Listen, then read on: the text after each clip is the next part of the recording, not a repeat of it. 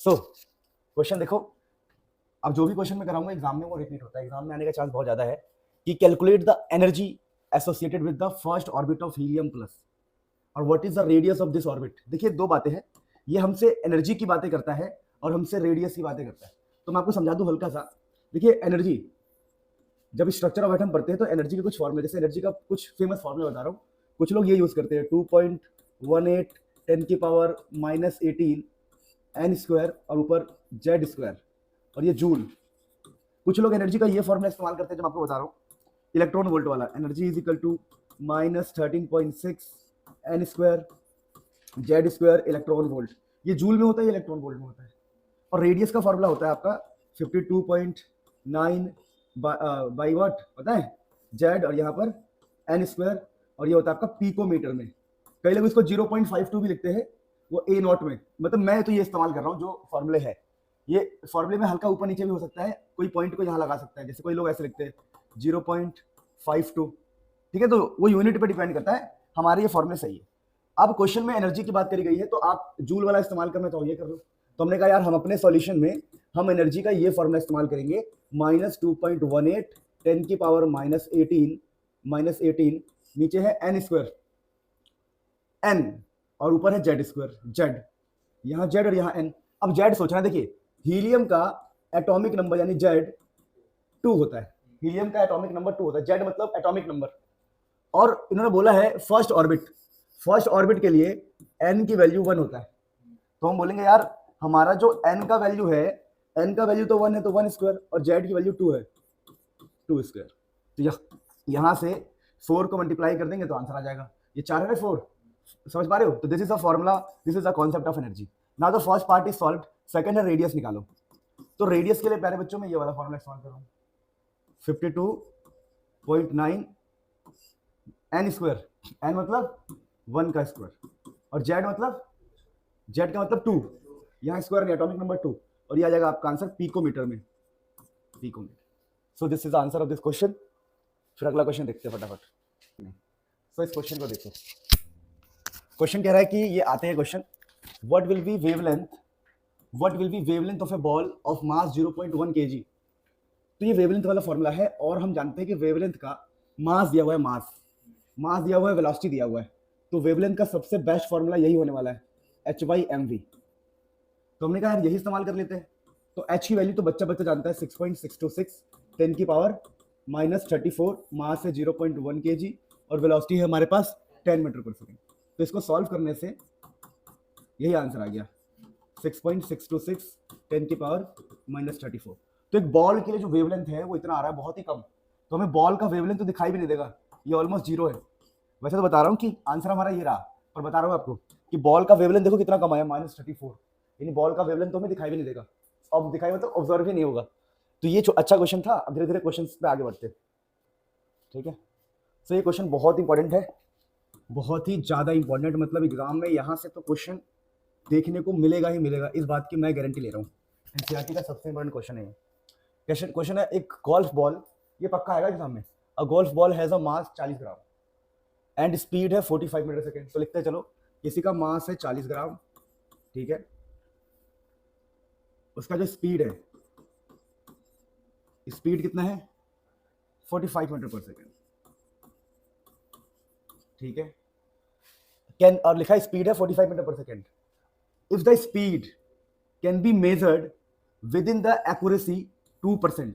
तो कहीं पर भी एक्यूरेसी दिया हो ना, एक्यूरेसी, तो ये एक्यूरेसी पता है किस लिए होता है, ये एक्यूरेसी होता है ताकि आप डेल्टा वी निकाल सको। तो यहाँ पर जो डेल्टा, ये स्पीड है, स्पीड मतलब वी, तो उसने बोला डेल्टा वी जो है 2% है। तो हम बोलेंगे डेल्टा वी कितना है 2% ऑफ 45। अगर हमारी स्पीड है 45 तो 45 का 2% विद इन द एक्यूरेसी काम हो रहा है। तो अगर स्पीड है 45 और लिखा है if the speed can be measured, अगर इस स्पीड को 2% के ऊपर नीचे से हम मेजरमेंट कर सकते हैं।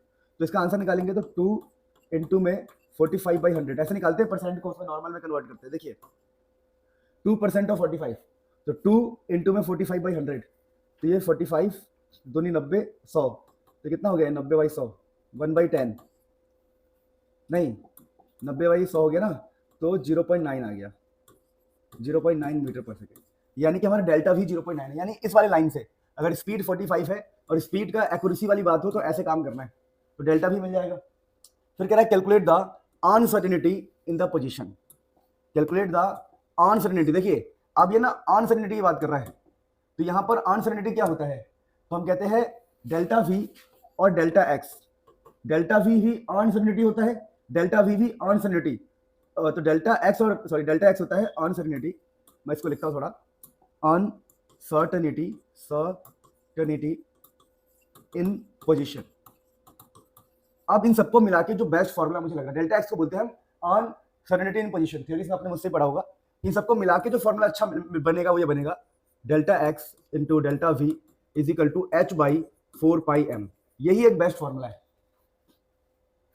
तो यहां पर अगर हम देखें तो हमारा जो हमें निकालना है पोजीशन वाला डेल्टा एक्स हमें निकालना है, तो डेल्टा एक्स क्या हो जाएगा, एच बाई 4 पाई एम। तो वैल्यू थोड़ा पुट करें तो 6.64 पाई की जगह 22/7 पुट कर दो, कोई दिक्कत नहीं है। मैं तो कहता हूँ 3 पॉइंट समथिंग पुट कर दो ना, 3.14। और एम मास की जगह पर कितना पुट करना है, मास की जगह पर 40 ग्राम है नहीं, तो 40/100 पुट करोगे ना, 1000 ग्राम है ना, किलोग्राम में करना पड़ेगा।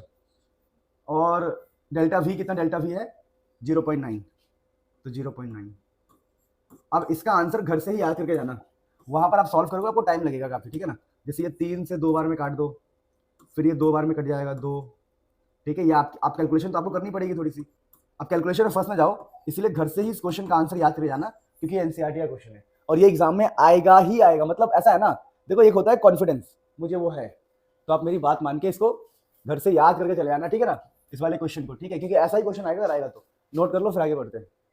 देखिए इस क्वेश्चन को लिखा है the mass of electron is इतना, इलेक्ट्रॉन का मास दिया है, ठीक है भाई, मतलब हमें मास दिया है। क्वेश्चन ने पहले जो दिया है उसको लिख के थोड़ा समझेंगे कि काम कैसे होगा। लिखा है काइनेटिक एनर्जी इतना है, अच्छा काइनेटिक एनर्जी के ही दे रखा है 3 × 10⁻⁻25 जूल। अच्छा कैलकुलेट इट्स वेवलेंथ। अब देखिए बात ये है कि वो आपसे मास देंगे, काइनेटिक एनर्जी देंगे और आपसे वेवलेंथ पूछेंगे। तो इसका मैंने जो थ्योरीज में अपने लेक्चर्स में जो आपको पढ़ाया है वो ये पढ़ाया है, वेवलेंथ का फॉर्मूला होता है h बाई रूट में 2 × मास × काइनेटिक एनर्जी, ये वेवलेंथ का फॉर्मूला होता है।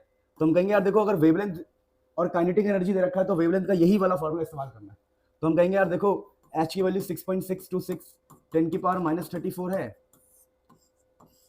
यहाँ 2 की जगह 2 है, मास की जगह पर ये है 9.1 - 10⁻⁻31 और काइनेटिक एनर्जी की जगह पर ये पुट कर देंगे 3 × 10⁻⁻25। अब इसका आंसर भी आप प्लीज घर से याद कर लेना, very famous question of NCERT, very famous question of NCERT, बहुत इंपॉर्टेंट है ये। अब देखो एक तरीका तो है कि आप स्कूल में बैठ के इसको सॉल्व करो, पेपर में बैठ के सॉल्व करो। दूसरा इतना भी मुश्किल नहीं है सॉल्व करना, वैसे मैं बताऊं आपको तो बहुत ज़्यादा मुश्किल नहीं है, इजीली सॉल्व हो सकता है। फिर भी चलो मैं करके दिखा देता हूँ इस क्वेश्चन को सॉल्व, चलो मैं करूंगा, टाइम खराब होगा, वरना बड़ा आसान था। देखो आपको साफ दिख रहा है ये 9 है, 9, इसको 9.1 को 9 मानना है अप्रोक्सीमेशन से, तो रूट से बाहर आ जाएगा ये, ठीक है। फिर अब इसको 3 से इसको काट देना, 3 मान के अप्रोक्सीमेट, मतलब अप्रोक्सीमेट मान के काट सकते हो, अदरवाइज इसका आंसर याद कर लेना।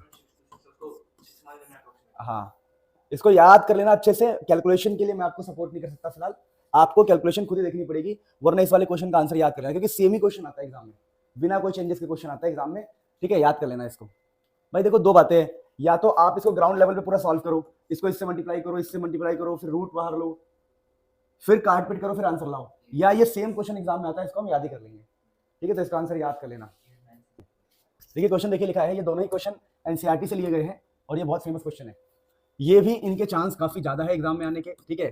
तो मैं आपको देखो एनसीईआरटी में लाखों हजारों करोड़ों क्वेश्चन होंगे, पर मैं आपको वो बताऊंगा जो एग्जाम में आपको मिलेंगे, क्योंकि टारगेट तो हमारा लास्ट में स्कोर करना ही है, सीखना भी है, स्कोर भी करना है। लेकिन how much energy is required to ionise a hydrogen atom.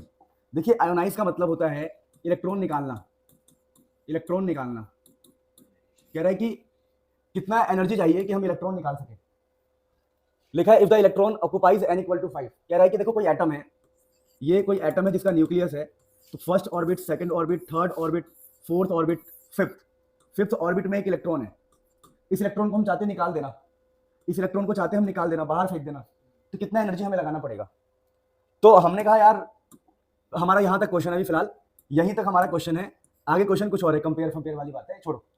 तो अभी ना समझ लेना कि आपसे बोला गया है कि अगर इसके अंदर इलेक्ट्रॉन बैठा हुआ है तो उस इलेक्ट्रॉन को बाहर फेंकने में कितनी एनर्जी लगानी पड़ेगी। तो बहुत सिंपल सी बात है, मैं कहता हूं कि मेरे पास एनर्जी है 100 जूल की और तुम चाहते हो मुझे हराना, तो भैया अगर मुझे चाहते हो हराना तो कम से कम 100 जूल मेरे ऊपर लगाओ। मैं कहता हूं मेरी ताकत है 100 जूल, मैं किससे हारूंगा?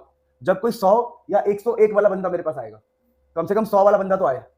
तो हम कहते हैं कि आप कह रहे हो कि इस इलेक्ट्रॉन को बाहर निकालने में कितनी एनर्जी लगेगी, तो मैं कह रहा हूं जितनी एनर्जी इसके पास है कम से कम उतनी तो लगेगी। मैंने कहा मान लो इस इलेक्ट्रॉन के पास मान लो 10 जूल की एनर्जी है, तो मैं कितनी लगाऊं कि इलेक्ट्रॉन निकल जाए? तो कम से कम -10 तो लगाऊं इसके ऊपर, ताकि आंसर क्या जाए? 0। समझो, मैंने कहा किसी इलेक्ट्रॉन की एनर्जी है 12 जूल, हम चाहते हैं कि ये बाहर निकल जाए, इसकी एनर्जी 0 हो जाए, इसको हम कैंसिल कर दें इसकी एनर्जी को, ताकि ये एटम से बाहर आ जाए, तो हमें लग देना पड़ेगा -12 जूल। कुल मिला के कहानी ये है, कुल मिला के ये है, समझा रहा हूं मैं। देखिए कि आपने एनर्जी का फॉर्मूला पढ़ा होगा, माइनस का 2.18 10⁻⁻18 जूल n स्क्वायर और यहाँ पे z स्क्वायर, ये होता है एनर्जी का फॉर्मूला जो इलेक्ट्रॉन के पास होता है। तो हम बोलेंगे भैया देखो ये एनर्जी इलेक्ट्रॉन के पास होता है, समझना बात को गहराई से, इतनी एनर्जी इलेक्ट्रॉन के पास होती है। मैंने क्या बोला? इतनी एनर्जी इलेक्ट्रॉन के पास, लेकिन हमें इसका उल्टा देना होगा ताकि इलेक्ट्रॉन निकल जाए। अगर हमने कहा भैया इलेक्ट्रॉन के पास -10 है तो आपको देना पड़ेगा +10, ताकि इलेक्ट्रॉन की एनर्जी क्या हो जाए, और एनर्जी 0 होते ही वो एटम से बाहर हो जाए। तो हमने कहा अगर अच्छा इलेक्ट्रॉन के पास अगर इतनी एनर्जी होती है तो हमें देना चाहिए उसको इतना, प्लस का 2.18 10⁻⁻18 n स्क्वायर z स्क्वायर। तो ये जो फॉर्मूला है ना, इसी फॉर्मूले का नाम है आयोनाइजेशन एनर्जी। आयोनाइजेशन एनर्जी, तो ये आपके पास आयोनाइजेशन एनर्जी का फॉर्मूला है। अब यहां से हम क्या करेंगे, देखिए प्लस 2.18 10⁻⁻18, हाइड्रोजन बोल दिया इसने, हाइड्रोजन। H के लिए Z की वैल्यू कितनी होती है? 1, एटॉमिक नंबर 1 होता है H के लिए। देखो मैं बता दूं आपको, Z का मतलब होता है एटॉमिक नंबर, और हाइड्रोजन के लिए 1 होता है, हीलियम के लिए 2 होता है, लिथियम के लिए 3 होता है। तो यहाँ पर N की वैल्यू कितनी है बताओ? 5, उसने बताया फिफ्थ ऑर्बिट में, तो जाएगा हमारा 5 का स्क्वायर। तो ये हमारा आंसर आ जाएगा एनर्जी का। अब उसने बोला है क्वेश्चन, नेक्स्ट पार्ट बोला है क्वेश्चन का सेकंड पार्ट, कि आप बताओ अपने एनर्जी को कंपेयर करो, compare your answer with ionisation enthalpy of hydrogen atom n = 1।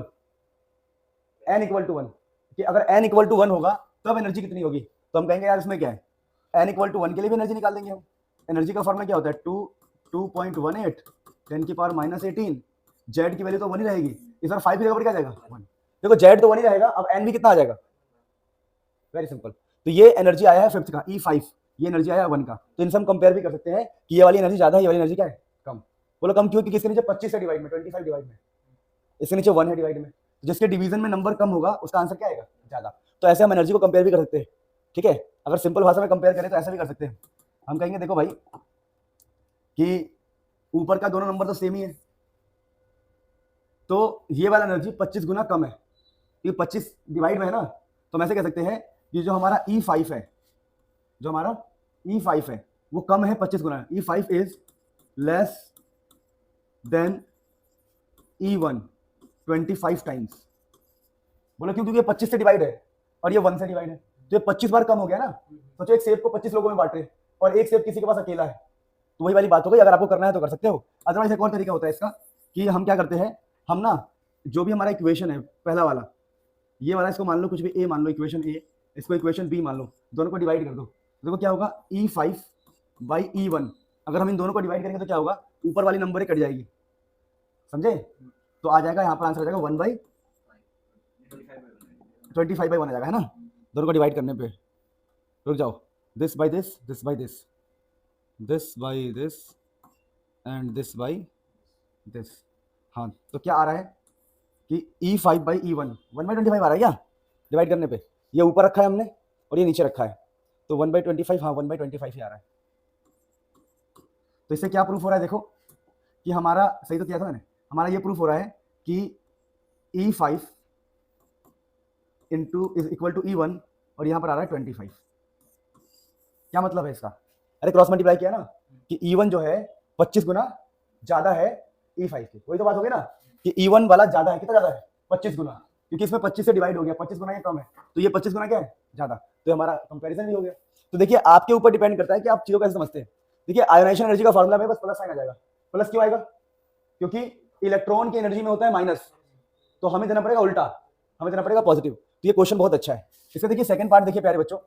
अब देखिए, देखो थ्योरी तो आपको थोड़ी सी पढ़नी पड़ेगी, इसका सेकंड पार्ट देखिए, ये रहा इसका सेकंड पार्ट। सेकंड पार्ट क्या रहा है, what is the maximum number of emission lines. अब देखिए लाइंस, लाइंस के लिए फॉर्मूला क्या होता है समझिएगा। लाइंस के लिए बड़ा फेमस फॉर्मूला बता रहा हूं, n2 minus n1, n1 minus 1 plus 1, ठीक है, नहीं n2 minus 1 plus 1, n2 minus 1 plus 1 by 2, ये है maximum number of emission lines, lines का फॉर्मूला है ये। अब यहां पर आपको ध्यान रखना है कि n2 का क्या मतलब, देखिए उसने बोला है what is the maximum number of emission lines when electron excited electron of H atom, H का एटम n इक्वल टू 6 से ग्राउंड पे आ रहा है। देखिए n इक्वल टू 6 का मतलब हो गया कि आपका फाइनल वैल्यू 6 है, और मतलब ऐसा मान लीजिए कि n2 6 है और n1 आपका 1 है। यहाँ पर ग्राउंड का मतलब 1 लेना है, और बोला कि 6 से 1 पे जा रहा है, तो n2 बड़े वाले वैल्यू को n2 ले लो, छोटे वाले को n1 ले लो, और इस फॉर्मूले में डाल दो तो आपको मिल जाएगा मैक्सिमम नंबर ऑफ एमिशन।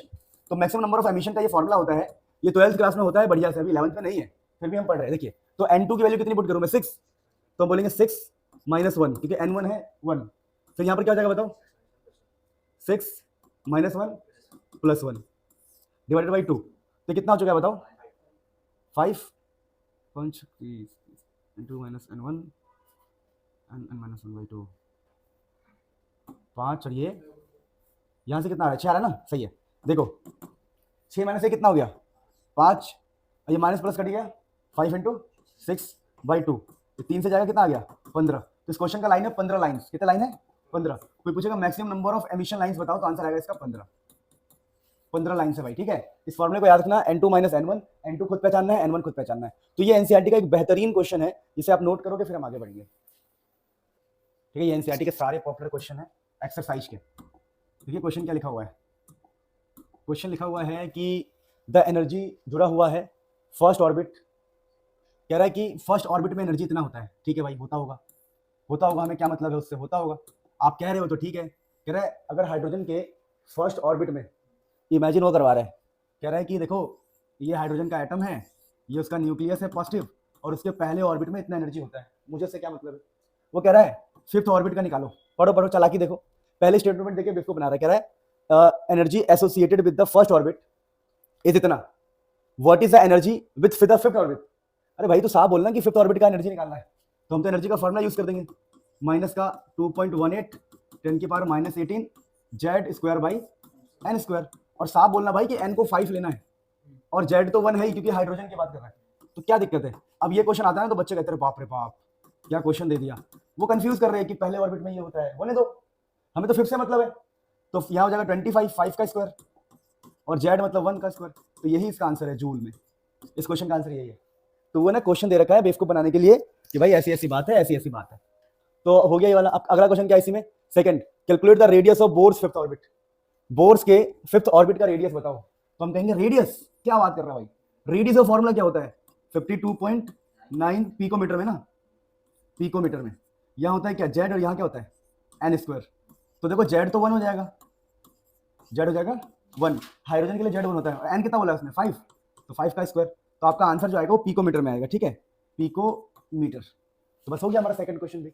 अब देखिए मैं ये वाला कहता हूँ आपसे, ये वाला क्वेश्चन, कैलकुलेट द, देखिए क्वेश्चन है calculate the wavelength of the longest wavelength, calculate the wave number, sorry calculate the wave number of the longest wavelength transition in Balmer series of hydrogen atomic hydrogen. देखो सुनो मेरी बात सुनो, देखिए Balmer का मतलब बता रहा हूँ मैं आपको, याद कर लो ये छोटी सी बात, ये मैंने पढ़ाया अपनी थ्योरीज में, जब मैंने पढ़ाया था तो पढ़ाया था कि बाल्मर का मतलब होता है n equal to 2, n1 equal to 2 होता है बाल्मर का मतलब। तो बाल्मर का मतलब मैं समझा दूं आपको, देखिए बाल्मर वर्ड जब भी आए तो आप समझ जाना n1 इक्वल टू 2 है, और अब ये आपसे वेव नंबर की बात कर रहा है। देखिए वेव नंबर का जो फॉर्मूला होता है वो होता है 1 बाई लैम्डा, इसको बोलते हैं वेव नंबर, और इसका जो फॉर्मूला होता है 109677, और जब भी मैं आपको लाइमन बाल्मर पढ़ाया था यही कॉन्सेप्ट पढ़ाया था, 1 by n1 square minus 1 by n2 square into में जेड स्क्वायर, ये फॉर्मूला है जो अभी हमें इस्तेमाल करना है। अब इस फॉर्मूले को इस्तेमाल करने के लिए एक तो जेड चाहिए, जेड तो इजीली मिल जाता है, n1 बाल्मर बोल के दे दिया उसने, अब n2 का पंगा है। अब देखिए n2 निकालने के लिए इसमें क्वेश्चन में हिंट दिया है क्वेश्चन में क्या हिंट दिया है? लॉन्गेस्ट। जब भी किसी क्वेश्चन में लॉन्गेस्ट लिखा होगा, दोबारा बोल रहा हूं, जब भी किसी क्वेश्चन में लॉन्गेस्ट लिखा होगा, क्या बोला मैंने? जब भी किसी क्वेश्चन में क्या लिखा होगा? लॉन्गेस्ट, तो n2 जो होता है ना, n2 जस्ट उसके बाद वाला होता है। ये 2 है ना, 2, तो उसमें एक ऐड करना होता है बस। 2 + 1 कितना होता है? 3। ये मैंने थ्योरीज में पढ़ा है। तो लॉन्गेस्ट के लिए n2 की वैल्यू 3 होती है, यानी इस क्वेश्चन में n1 अगर 2 है तो n2 होगा हमारा 2 + 1, तो n2 की वैल्यू हो गई हमारी 3। तो आपको n1 मिल गया, हाँ जी, आपको n2 मिल गया, हाँ जी, और उसने बोला हाइड्रोजन एटम, तो z की वैल्यू कितनी हो गई? 1। तो देखो n1 पता है, n2 पता है, z1 पता है, इनमें अप्लाई करना, सॉल्व करना, आंसर आप कीजिए। और ये इंपॉर्टेंट क्वेश्चन हो सकता है। क्या बात समझ पा रहे हो? कोई दिक्कत तो नहीं है? तो चलिए भाई, अब अगला क्वेश्चन देखते हैं। अगला क्वेश्चन देखते हैं ना फटाफट। ठीक, तो अगला क्वेश्चन देखिए दोस्तों, इसमें अगला क्वेश्चन है, लिखा है what is energy in joule required to shift the electron of hydrogen atom from the first orbit to the fifth orbit? What is the wavelength of light emitted when the electron returns to the ground state? The ground state electron energy is इतना। अभी question थोड़ा tough लग रहा है, बड़ा लग रहा है, पर एक एक करके समझना पड़ेगा। पहले तो आपको इस क्वेश्चन को पढ़ना पड़ेगा, मैं समझा रहा हूँ।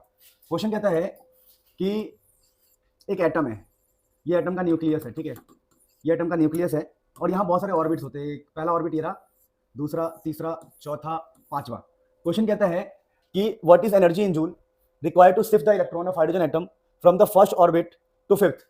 कह रहा है भैया, अगर हम चाहते हैं कि हमारा जो इलेक्ट्रॉन है, हमारा इलेक्ट्रॉन पहले ऑर्बिट से, ये हमारा फर्स्ट ऑर्बिट है, फर्स्ट ऑर्बिट से फिफ्थ ऑर्बिट पे चला जाए, तो कितना एनर्जी यहाँ पर होगा? तो बड़ा आसान तरीका होता है, आप यहाँ की एनर्जी निकाल लो और यहाँ की एनर्जी निकाल लो और दोनों को माइनस कर दो। अगर मुझे यहाँ का एनर्जी मिल जाए और यहाँ का एनर्जी मिल जाए, माइनस कर दूंगा, बीच का एनर्जी आ जाएगा। उसने यही बोला है पहले से 5 तक के बीच में कितनी एनर्जी लगेगी। मैं कहता हूँ चलो भाई पहले E1 निकाल लेते हैं, फर्स्ट की एनर्जी। तो माइनस का 2.18 10⁻−18, यहाँ n², यहाँ z²। तो n की वैल्यू और z की वैल्यू तो 1 हो जाएगी, z तो 1 ही है, n की वैल्यू है 1। तो पहले ऑर्बिट का इतना एनर्जी। चलो अब फिफ्थ ऑर्बिट का एनर्जी निकाल लेते हैं, फिफ्थ का एनर्जी निकाल लेते हैं।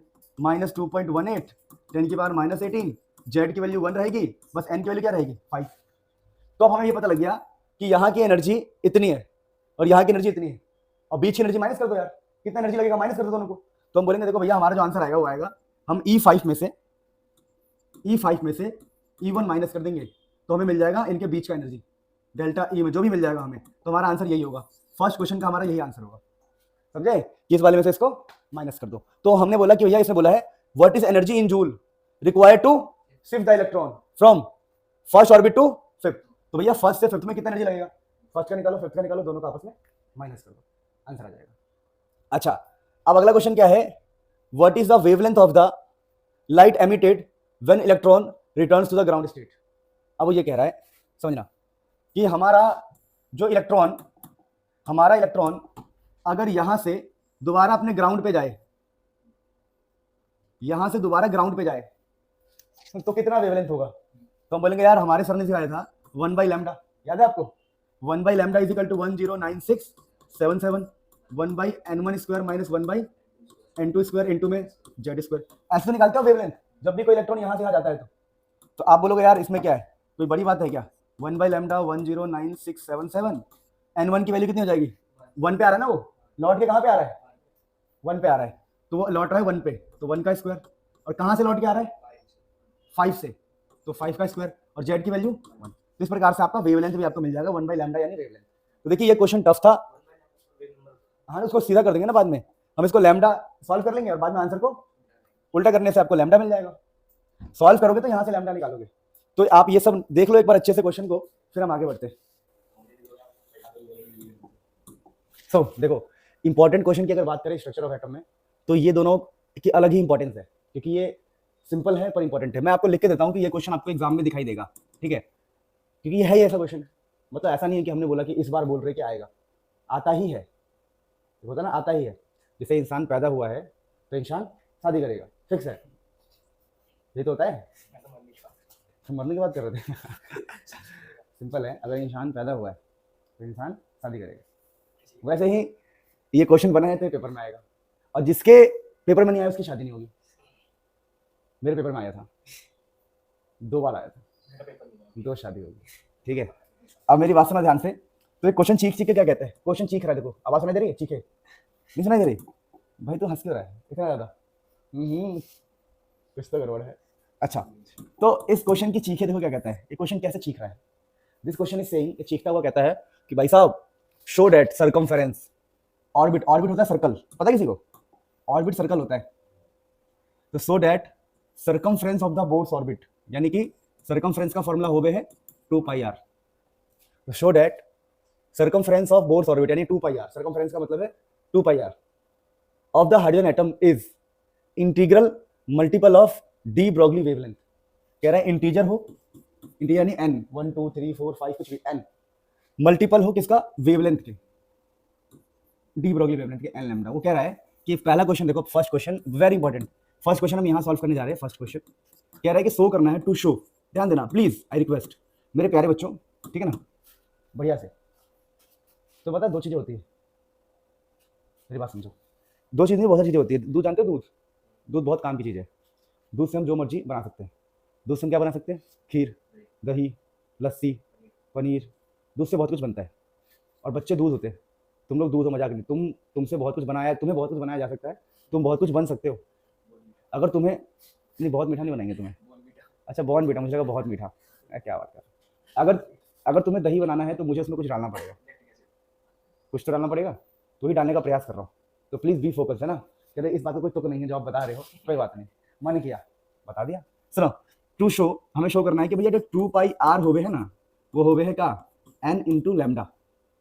अब कई सारे बच्चों को नहीं पता होगा, इसको स्टेप बाइज करवाता हूँ। देखो सबसे पहले इसने बोर्ड्स की बात करी है, ये हमें शो करना है, इसने बोर्ड्स की बात करी है, तो हम बोलेंगे फ्रॉम बोर्ड्स, हम बोर्ड्स पोस्टुलेट से हमें क्या मिलता है, बोर्ड्स की जो ज्ञान थी ना, ज्ञान पोस्टुलेट जो उसका सोच था, उससे हमें क्या मिला था कि m, समझना, m into V into R होता है n h बाई 2 पाई, ये हमें बोर्ड से मिला था, ठीक है। अब उसने एक और नाम लिया, देखो एक और नाम लिया है डी ब्रॉगली, और डी ब्रॉगली ने हमें क्या दिया था, देखो डी ब्रॉगली ने हमें कहा था, डी ब्रॉगली साहब ने हमें ये कहा था, देखो सुनना ध्यान से, डी ब्रॉगली साहब ने कहा था हमें कि भैया जो वेवलेंथ हो गए है ना, वो हो गए हैं, पता क्या, पता किसी को, h by Mavi, h by Mavi, Mavi मतलब एम वी। अब वो कह रहा है कि हमें ये प्रूफ करके दिखाओ, ये शो करके दिखाओ ये चीज। तो हमने कहा यार क्या करे क्या करे, तो एक दिमाग लगाया मैंने कहा यार एक काम करता हूँ, यहाँ से ना h की वैल्यू निकाल लेता हूँ। h की वैल्यू कितनी है बताओ, h की वैल्यू क्या आएगी बताओ, लेमडा इंटू एम वी। और इस h की वैल्यू, इसको तो इक्वेशन 1 मान लेता हूँ, इसको मान लेता हूँ इक्वेशन 2, और बोल देता हूँ मैं पहले क्वेश्चन में, चलो यही करवा रहा हूँ, फ्रॉम 1 and 2 यानी 1 और 2 को हम मिला रहे हैं, तो यहाँ की h उठा के यहाँ डाल दूंगा, तो इधर m है, v है, r है, यहाँ n है, नीचे है 2 पाई, ये n है, n नीचे है 2 पाई, और h की जगह पर क्या डाल दूं बताओ, lambda M V, lambda M V. तो एम वी से एम वी कट जाएगा, एम वी से एम वी ठोक दिया जाएगा, कट दिया जाएगा, थोड़ा सिंपल लगता है ना। अब जैसे हमने बोला ठोक दिया जाएगा, तो देखो एम वी से एम वी ठुक जाएगा, तो यहाँ पर क्या होगा देखो 2 पाई आर n, और यहाँ पर क्या हो जाएगा लैम्डा। ये देखो हमने प्रूफ कर दिया, एग्जाम में आता है, समझ में आया, आसान है ये, तुमने पकड़ किया है क्वेश्चन पहले, ठीक है। फिर पता है 11th में हम पास क्यों नहीं हो पाते, क्योंकि हमारे पास एनसीईआरटी में ना 60 65 क्वेश्चन है, पर एग्जाम में क्या आएगा वो सिर्फ मुझे पता है और टीचर्स को पता है, समझे। तो लिख लो, ये अच्छा क्वेश्चन है, फिर ये वाला करेंगे। न्यूमेरिकल्स की बात कर रहे हैं हम, थ्योरेटिकल क्वेश्चन की बात नहीं कर रहे। ये क्वेश्चन भी अच्छा है, इसे नोट करो फिर आगे बढ़ते हैं। चलो नाउ दोस्त, लेट्स हैव दूसरा क्वेश्चन। देखिए अब ना दूसरे क्वेश्चन की बात कर लेते हैं, धरे धरे हाथों हाथ। कह रहा है क्वेश्चन है, what transition in hydrogen spectrum would have the same wavelength as the Balmer transition. देखो कितनी सारी कहानी कर रहा है ये सोच रहा है कि हम लप्पू बन जाएंगे, क्या बन जाएंगे लप्पू। ये बहुत कठिन है, बिलीव मी, मेरे को पर्सनली पता है कि ये बच्चों को कठिन लगता है, पर आपको सोचना है। पहली बात तो ये सोचना है कि यहाँ पर बात चल रही है what transition in hydrogen spectrum. कह रहा है हाइड्रोजन में ट्रांजिशन का मतलब होता है कहाँ से कहाँ जाए, हाइड्रोजन में कहाँ से कहाँ जाए, इलेक्ट्रॉन को ना एक ऑर्बिट से दूसरे ऑर्बिट में ले जा सकते हो, इलेक्ट्रॉन को ऊपर के ऑर्बिट से नीचे ला सकते हैं। तो कह रहा है what transition in the hydrogen spectrum, hydrogen के एटम में, हाइड्रोजन का एटम है उसमें कहाँ से कहाँ लेके आए, वुड हैव, ताकि वेवलेंथ जो हो, वेवलेंथ सेम हो जाए। अगर सेम काम हम करें किसके अंदर, हीलियम के अंदर, n इक्वल टू 4 से 2 पे, कह रहा है हीलियम में अगर n इक्वल टू 4 है से n इक्वल टू 2 में हम लेके आए, तो हाइड्रोजन में कहां से कहां लेके आए कि दोनों का वेवलेंथ क्या हो जाए सेम। तो इस क्वेश्चन का करने का एक तरीका होता है, पर्टिकुलर पैटर्न है। पैटर्न क्या बता रहा हूं, देखो आसान तरीका बताऊंगा, बुक से हटके, बुक में ऐसा तरीका नहीं है, हो भी सकता है, ये मेरा दिमाग है। यहाँ हाइड्रोजन लिखो, यहाँ हीलियम प्लस लिखो, और आप वेवलेंथ का ये वाला फॉर्मूला यूज करो, 1/λ वाला, 109677 1/n1 square minus 1/n2 square into में जेड स्क्वायर। देखा ये फॉर्मूला? देखा है? नहीं देखा? शर्म आनी चाहिए नहीं देखा तो, ठीक है। और ऐसी वैसी शर्म नहीं, गंदी वाली छी वाली शर्म आनी चाहिए बिल्कुल। अब सुनो, और यहाँ पर बोलेंगे वही 1/λ 109677 1/n1 square minus 1/n2 square into में जेड स्क्वायर। अब देखिए यहाँ पर फर्क क्या पड़ेगा कि यहाँ पर हाइड्रोजन तो जेड हो जाएगा 1, वैल्यूज पुट कर रहा हूँ मैं। हाइड्रोजन की वजह से अगर मैं सेम चीज़ों को रिपीट करूँ, मेरे पास तो शक्ति है, ये मेरे पास एक शक्ति दी है भगवान ने, शक्ति का दुरुपयोग हो गया, ये शक्ति दी है, इसका इस्तेमाल कर रहा हूँ मैं। देखो यहाँ जेड की वैल्यू 1 पुट कर दूंगा, ये इसका साइज किसने बढ़ा रखा है? मैंने बढ़ा रखा, 1 हो जाएगा खत्म। यहाँ पर अगर हम सेम 1/λ, अब शक्ति यूज नहीं कर रहा मैं, 109677 1/n1 की जगह कितना इसने बोला है? 4 नहीं 2 बोला है ना, 2 स्क्वायर, क्योंकि छोटे वाले को n1 मानते हैं ना, मान लेना। यहाँ जाएगा 4 का स्क्वायर, और जेड मतलब हीलियम प्लस। हीलियम के लिए एटॉमिक नंबर जानते हो क्या होता है? 2 होता है, तो यहाँ पर आएगा 2 का स्क्वायर। अब उसने ना बाई चांस ये बोल दिया कि दोनों का वेवलेंथ सेम होना चाहिए। वेवलेंथ सेम होने का पता क्या मतलब है? कि ये जो पूरा फॉर्मूला है, समझना बता रहा हूँ, ये जो पूरा चीज है, ये जो चीज है, ये जो भी चीज है, ये बराबर हो जाएगी इस चीज के, क्योंकि इसका ये वाला पार्ट बराबर है। अगर दोनों का लेफ्ट हैंड साइड दोनों का बराबर, तो राइट हैंड साइड में क्या होगा? बराबर। तो ये पूरा पार्ट जो है ना, ये वाला पूरा पार्ट, इस पूरे पार्ट को क्लोन कर लेंगे, इसको बराबर रख लेंगे। अब बराबर रखने से फायदा क्या होगा कि भैया 109677 आपस में दूसरे को काट पीट कर देंगे, कहेंगे हाँ ठीक है। और यहाँ से देखो, यहाँ पर है 1/n1 square minus 1/n2 square, और यहाँ देखो क्या लिखा हुआ है, ये हो जाएगा आपका 1/2 स्क्वायर मतलब 4, 1/4 का स्क्वायर मतलब पता क्या हो जाएगा? 16, और बगल में क्या है? 2 का स्क्वायर, तो ये 4 है, 4, तो ये 4 यहाँ भी आएगा, यहाँ भी आएगा, नहीं समझे? मल्टीप्लाई भी तो होगा। अब यहाँ से देखो आपको कंपैरिजन करना है बस, ये तो कट गया, ये काट देंगे, तो आप ऐसे कंपेयर कर सकते हो, और कोई तरीका नहीं है। 1/n1 स्क्वायर 1/1 के बराबर है, ठीक है, यही ट्रिक है इसका, और कोई ट्रिक नहीं है, ऐसा कोई तरीका नहीं है। 1, हाँ, इस वाले को इसके बराबर रख लो, इस वाले को इसके बराबर, तो 1/n2 स्क्वायर किसके बराबर जाएगा? 1/4 के बराबर। देखो n1 यहाँ से निकालोगे ना, n1 तो वो 1 ही आएगा, क्योंकि n1 स्क्वायर 1, यहाँ से n2 निकालोगे तो कितना आएगा? 2, क्योंकि स्क्वायर है ना, ये रूट लगेगा, ऐसा मान लो, क्रॉस मल्टीप्लाई करने के बाद करना पड़ेगा ये। तो देखो n1 n2 आ गया हमारा, तो ये क्या क्वेश्चन क्या निकल के आया कि अगर इसमें आप 4 से 2 जा रहे हो तो इसमें कहाँ जाना पड़ेगा? 2 से 1 जाना पड़ेगा, तब इनका वेवलेंथ क्या होगा? सेम। ये फॉर्मूला पढ़ा तुमने? रिडबर्ग फॉर्मूला, क्वेश्चन करा था ये वाला? हाँ, ये तो कांस्टेंट है ना, रिडबर्ग फॉर्मूला, रिडबर्ग फॉर्मूला। ये पहले पढ़ा था ये वाला क्वेश्चन ये वाला किया था?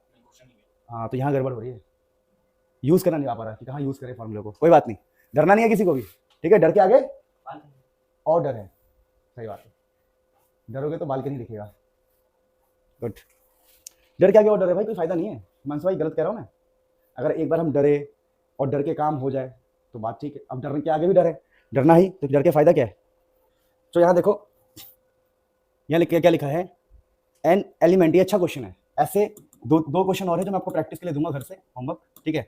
इसका अगला वाला, जैसे ये है क्वेश्चन नंबर एनसीईआरटी का होपफुली 42, तो आपको 43 भी करना है और 44 भी करना है, एक बार बता दूंगा मैं, ठीक है। एनसीईआरटी का ये एक टाइप का करवाऊंगा, बाकी 2 टाइप के आप खुद घर पे ट्राई करोगे। अब लिखा है an element with mass number 81, कोई एलिमेंट हमें पता नहीं कौन सा एलिमेंट है, एक्स मान लिया हमने, कह रहा है उसका मास नंबर 81 है। ऊपर ना मास नंबर होता है जिसको हम बोलते हैं ए, और नीचे होता है जेड, एटॉमिक नंबर, और जेड हमें पता नहीं है, लेकिन जेड का मतलब होता है प्रोटॉन। जेड का मतलब क्या होता है? प्रोटॉन।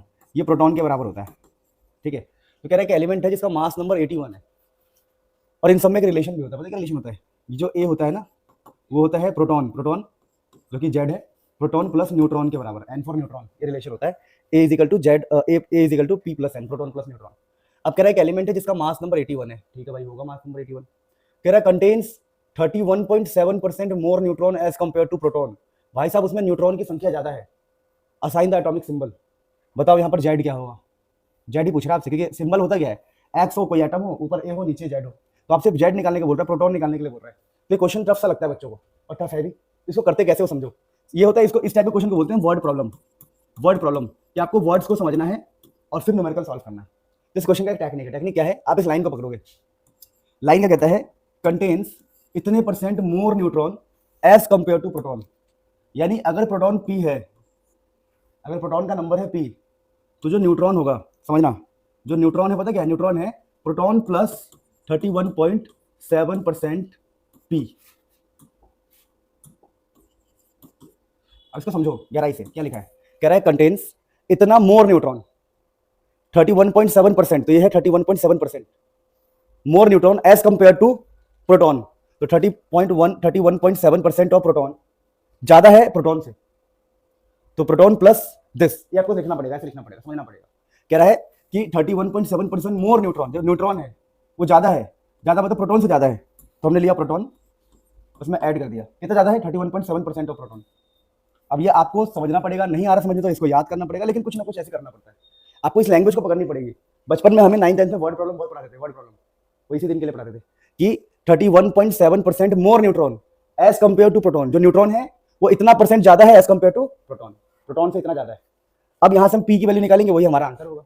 कैसे निकाले, तो हमने कहा यार क्या किया जाए, तो इसको पहले सॉफ्ट सिंप्लीफाई करो, p प्लस 31.7 बाई 100 पी, ये p है ना, p मल्टीप्लाई में होता है और इसको पॉइंट को हटाने, परसेंट को हटाने के लिए 100 से डिवाइड किया, परसेंट को हटाने के लिए। तो यहाँ से आपका न्यूट्रॉन कितना निकल गया, न्यूट्रॉन निकल गया आपका 100 ये हो गया 131.7 पी बाई 100। मैंने एलसीएम लेके सॉल्व कर दिया, ठीक है, यहाँ 1 मान के क्रॉस मल्टीप्लाई करके सॉल्व कर लिया, तो मुझे न्यूट्रॉन मिल गया। अब जैसे ही मुझे न्यूट्रॉन मिल गया, अरे भाई ये 100 इधर जाएगा, क्रॉस मल्टीप्लाई करके कर दिया। देखो यार आपसे मैं रिक्वेस्ट करता हूँ कि थोड़ा बहुत चीज़ें तो आपको हैंडल करनी पड़ेगी। अब मुझे न्यूट्रॉन मिल गया ना, लेकिन चाहिए मुझे प्रोटॉन, तो मैं इस फॉर्मूले में पुट कर दूंगा, ए की वैल्यू 81 है, प्रोटॉन की वैल्यू पता ही नहीं है, ये तो निकालना है, और न्यूट्रॉन की वैल्यू पता है, कितना है बताओ, 131.7 पी बाई 100। अब यहाँ दोबारा एलसीएम लूंगा तो हो जाएगा, पता क्या, 1 मानूंगा तो क्रॉस मल्टीप्लाई करूंगा मैं अपने हिसाब से, तो 100 पी, ये 100 इधर जाएगा, तो ये 100 इधर जाएगा और 131 इधर है, तो हो जाएगा 231.7 पी बाई 100, ठीक है। इसको कहते हैं क्रॉस मल्टीप्लाई करके सॉल्व करना है। किसी को नहीं आता तो सिखा रहा हूँ, देखो क्रॉस मल्टीप्लाई कैसे करते हैं। मान लो मुझे 1/7 प्लस 1/8 सॉल्व करना है, तो मैं क्या करूंगा, देखो इस 8 को इधर भेज दूंगा, 8 प्लस का साइन सेम, 7 को इधर भेज दूंगा, 8 इधर 7 इधर, और इन दोनों को आपस में 8 से 56, तो वैसे ही मैं कर रहा हूँ। देखो 100 यहाँ गया, एक से कुछ होगा ही नहीं फर्क, तो 100 और 131 231, और नीचे आपस में मल्टीप्लाई करेंगे तो 100 × 100 100 सेम यहाँ पर भी किया था। इससे थोड़ा फास्ट पड़ जाता है, एलसीएम का पंगा बेकार है। तो अब यहाँ से मैं पी निकालना है, पी तो क्या करूँ, यहाँ से क्रॉस मल्टीप्लाई कर दूँ, 8100 बाई 231.7, यहाँ से पी निकलेगा, पी कितना निकलेगा पता है आप लोगों को, 35 के आसपास, कितना निकलेगा ये 35 निकलेगा। तो हम कहते हैं भैया ये पी हो गया 35, तो हम यहाँ जाकर वैल्यू पुट कर देंगे, हम बोलेंगे देखो भैया हमारे क्वेश्चन का जो आंसर होगा वो होगा ऊपर 81, ये जो भी एक्स एलिमेंट है ये 35। वैसे याद कर लो ये ब्रोमीन के लिए होता है, किसके लिए होता है, ब्रोमीन के लिए। आप अगर आपको याद नहीं भी है तो आपकी कोई गलती नहीं है, सबका याद नहीं हो सकता है ना, तो आप इतना भी लिख दोगे ना 35 81 तब भी चल जाएगा, पर हमें याद है कि ब्रोमीन के लिए और एनसीईआरटी का क्वेश्चन है तो हमने याद कर रखा है, ठीक है। तो इस प्रकार से इस क्वेश्चन को अटेम्प्ट करना था, जहरीला क्वेश्चन है, अगर आ जाए तो आदमी बचता नहीं, बेटा कोबरा क्वेश्चन है, डायरेक्टली आंसर लिख दोगे ना तो डायरेक्टली दे देगा वो 0, ठीक है। दिस क्वेश्चन इज कोबरा, क्या है, जहरीला क्वेश्चन है, जहरीला। वो गाना सुना है, तू मेरा होके भी ना मेरा लागे, तो ये क्वेश्चन वैसा ही है। बच्चों को लगता है कि अरे हमने वो पढ़ लिया है, क्या पढ़ लिया है, x is equal to Z A हो गया, ऐसा नहीं है। देखो ये वाला प्रॉब्लम सॉल्व हो रहा है ना, ये वाला नहीं आ रहा ना, तो इसके पीछे सिंपल लॉजिक बता रहा हूँ मैं आपको इस लाइन को समझना पड़ेगा। लिखा है कि जो न्यूट्रॉन है मोर है, न्यूट्रॉन ज्यादा है, तो न्यूट्रॉन ज्यादा है प्रोटॉन से, ज्यादा है तो प्रोटॉन से प्लस, कितना ज्यादा है 31.7%, 31.7% प्रोटॉन से ज्यादा है ना। तो ऐसे ही लिखना होता है, मतलब न्यूट्रॉन जो है प्रोटॉन से इतना परसेंट ऑफ प्रोटॉन के कंपेयर में ज्यादा है। सिम टेक्निक समझना पड़ेगा, और घर पे प्रैक्टिस करोगे ना वो वाला जो क्वेश्चन मैंने बताया, इसके अगले एनसीईआरटी में जाओ 42 41 42 के पास ये वाला क्वेश्चन मिलेगा, और इसके बाद के 2 क्वेश्चन प्रैक्टिस करोगे तो आइडिया लग जाएगा, ठीक है। तो नोट करो फिर आगे बढ़ते। अब ये क्वेश्चन ना बच्चा देखते ही बोलता है कि भाई मेरे को वो चाहिए, क्या चाहिए, आजादी, मांग के रहेंगे आजादी, इस क्वेश्चन से आजादी नहीं आजादी। अब ये क्वेश्चन ऐसा क्यों है, अब इस क्वेश्चन में उसको दिखता है कि हीलियम प्लस, भाई साहब रिएक्शन दिखता है, क्वेश्चन पेपर में आते बच्चा कहता है अरे बाप रे बाप, और नीचे लिखा है the ionisation energy of hydrogen atom ground state इतना इतना इतना, कह रहा है calculate the energy required for the process. अब हो क्या रहा है इस प्रोसेस को समझो, देखिए हो रहा है इस प्रोसेस में ना एक प्लस का चार्ज है, ठीक है। अब 2 प्लस हो गए, दिख रहा है 2 प्लस हो गया है, आई होप दिख रहा हो, ना दिख रहा हो तो मैं थोड़ा इसको ठीक कर देता हूँ। 2 प्लस कर दिया गया, इसका मतलब हो कुछ नहीं हो रहा है, इसके अंदर से इलेक्ट्रॉन निकाला जा रहा है, और जब भी इलेक्ट्रॉन निकाला जाता है तो एक टॉपिक होता है आयोनाइजेशन एनर्जी, आयोनाइजेशन एनर्जी। और इसका जो फॉर्मूला होता है ये होता है, देखिए 2.18 10 की power -18 Z square by N square. जब भी हम इलेक्ट्रॉन निकालेंगे आपको ये फॉर्मूला यूज करना है, यहां पर ये फॉर्मूला प्लस का होता है, ठीक है। आयनाइजेशन एनर्जी का ये फॉर्मूला होता है। अब कुछ भी नहीं करना, उसने बोला कि भाई इस प्रोसेस के लिए बताओ कितना वो लगेगा। अब काम हो किस पर रहा है, हीलियम में। किसमें हो रहा है? तो हीलियम के लिए जेड कितना होता है बताओ? हीलियम के लिए जेड एटॉमिक नंबर 2 होता है, तो यहां पर हम लिख देंगे 2 का स्क्वायर, ठीक है। और एन की वैल्यू कितनी पुट करनी है? अब उसने हिंट दिया है इसके अंदर कि जो भी काम होगा वो ग्राउंड स्टेट में होगा, और कुछ हमें पता ही नहीं है, तो हम n 1 ही मान के चलेंगे, तो 1 का स्क्वायर। ओह हाँ ठीक है, तो इसका आंसर जो भी आएगा 4 से मल्टीप्लाई कर देंगे, तो 4 8 32, 4 एकम 4 2 6, 4 दूनी 8, 8.62 इंटू 10 की पावर -18 जूल। तो भैया इस काम के लिए इतना एनर्जी लगेगा। देखो कितना एक फॉर्मुला बेस्ड क्वेश्चन है ये, लेकिन जब बच्चों को ऐसी लैंग्वेज देख, और ये क्या है, ये तो ऐसे मजे ले रहा है, वो कह रहा है हाइड्रोजन के लिए इतना होता है, हमें क्या मतलब है? वो कह रहा है हाइड्रोजन के लिए इतनी एनर्जी होती है, तो मैं क्या करूं? तो मुझसे हीलियम के लिए पूछ रहा ना भाई, तो वो ऐसे दे रखा है मजे के लिए कि बच्चों को लगे क्या ही दे दिया हमने। तो वेरी इजी क्वेश्चन, इसे नोट कर लो फिर आगे बढ़ते हैं। पढ़ा तुमने ये फॉर्मुला? ये तो बहुत शुरू में है भाई, तुमने सब तुमने ऊपर ऊपर से पढ़ा ना आज तक, क्यों? और उसके बिना कुछ भी नहीं। अरे आगे में तो कुछ है ही नहीं, जो है पीछे ही है, जो मजा है सच में पीछे में है। देख लो इधर क्वेश्चन देखो क्या लिखा है। क्वेश्चन ये वाला कर रहे हैं, ठीक है ना, ये वाला मैंने किया है। लिखा है the electron energy in hydrogen atom is given by ये फॉर्मूला, ठीक है भाई। कह रहा है कि ये कोई फॉर्मूला होता है, मैंने कहा ठीक है, मुझे क्या मतलब है। कह रहा है calculate the energy required to remove electron from n equal to 2। कह रहा है n इक्वल टू 2 से इलेक्ट्रॉन को रिमूव करना है, तो कितनी एनर्जी लगेगी? तो रिमूव करने वाला फॉर्मूला याद है आपको? 2.18 10 की power -18 Z square by N square. अब किसकी बात कर रहे हैं? हाइड्रोजन की। तो जेड की वैल्यू कितनी होगी प्यारे बच्चों बताओ? जेड की वैल्यू 1 होगी, और एन की वैल्यू कितनी होती है? एन की वैल्यू कितनी होती है? 2। क्या बात है सर, एकदम धुआं धुआं कर दिया हमने। बस आ जाएगा आंसर यहाँ से। तो क्वेश्चन बड़ा है, 3 लाइन का क्वेश्चन है, बच्चा देख के छोड़ देता है, समझे। पर बच्चों को पता नहीं है, अगर उसने हल्की सी प्रैक्टिस कर ली मेरे से, रोहिल सर से, मजाक कर रहा हूँ, अपने पे कोई घमंड नहीं है, पर आपको यार एक्सपीरियंस सबको रहता है। तुम पढ़ाओगे ना 2 से 4 साल 5-6 साल तुम पढ़ लोगे, तुम बता जाएगा कौन सा क्वेश्चन कहाँ आता है, कोई बड़ी बात नहीं। अगला क्वेश्चन है व्हाट इज द, अगला क्वेश्चन यहीं तक खत्म है। देखो क्वेश्चन है what is the longest wavelength of light that can be used to cause this transition. क्या कह रहा हूं कि भैया हमें इलेक्ट्रॉन को 2 से उठा के क्या कह रहा है? कंप्लीटली रिमूव करना है। रिमूव इलेक्ट्रॉन कंप्लीटली मतलब 2 से उठा के बाहर फेंक देना, बाहर मतलब इन्फिनाइट पे, बहुत दूर। देखिए कंप्लीटली का मतलब होता है इन्फिनाइट तक ले जाना। आप एटम से इलेक्ट्रॉन निकालो और बहुत दूर ले जाओ, दूर कितना होगा? इन्फिनाइट तो होगा, कंप्लीटली बाहर निकाल दो। तो वेवलेंथ पूछा है, तो आप बोलोगे 1/λ इज इक्वल टू 109677। दूसरे क्वेश्चन का आंसर बता रहा हूं, by 1/n1 square minus n2 square Z square. Z तो 1 है इसका, अब n1 कितना होगा बताओ? तो कह रहा है कि भैया हमें 2 से कहां लेके जाना है? कंप्लीटली, और उसके लिए हमसे क्या बोला है? What is wavelength. वेवलेंथ बोला ना उसने, व्हाट इज वेवलेंथ। तो हम इसको इन्फिनाइट मानेंगे, क्या मानेंगे? और जब इन्फिनाइट क्यों मानेंगे? उसने बोला कंप्लीटली रिमूव कर दो भैया, n इक्वल टू 2 से कंप्लीटली रिमूव कर दो, इन्फिनाइट पे ले जाओ। तो हम बोलेंगे भैया ये वाला पार्ट हमारा खत्म हो जाएगा। तो जो भी आंसर आएगा क्या आएगा? यहां से वेवलेंथ निकाल सकते हो। कैसे? देखो आपका आंसर आ रहा है 1/λ इज इक्वल टू 109677/2 स्क्वायर मतलब 4, लेकिन आपको क्या निकालना है? आपको तो वेवलेंथ निकालना है ना, तो लैम्डा निकालोगे तो 4/109677। डन, समझे? तो ये हो गया हमारा क्वेश्चन। अब अगला क्वेश्चन देखो कितना आसान है। क्वेश्चन ये वाला देखो, ये खुद करना है, कैलकुलेट द वेवलेंथ वेलोसिटी दे रखा है। तो इसमें फॉर्मूला पता क्या लगेगा? Lambda is equal to h/mv। h पता है, इलेक्ट्रॉन का मास में पता ही होता है, नहीं पता तो बता दूं, मास होता है 9.1 10 की पावर -31, और वेलोसिटी हमें पता ही है। इस वाले क्वेश्चन में देखो क्या लगेगा, इस वाले क्वेश्चन में द मास ऑफ इलेक्ट्रॉन इतना है, काइनेटिक एनर्जी इतना है, कैलकुलेट इट्स वेवलेंथ। इसमें फॉर्मूला ये लगता है wavelength is equal to h by, ये सब पढ़ा रखा मैंने थ्योरीज में, 2mk, जहां h का मतलब प्लैंक कांस्टेंट, 2 का मतलब 2, m का मतलब मास, k का मतलब काइनेटिक एनर्जी। तो न्यूमेरिकल्स में मैंने जितना कराया है उसकी प्रैक्टिस कर लेते हो तो ज्यादा सोचना नहीं पड़ेगा इस चैप्टर को लेके, ठीक है। This is done.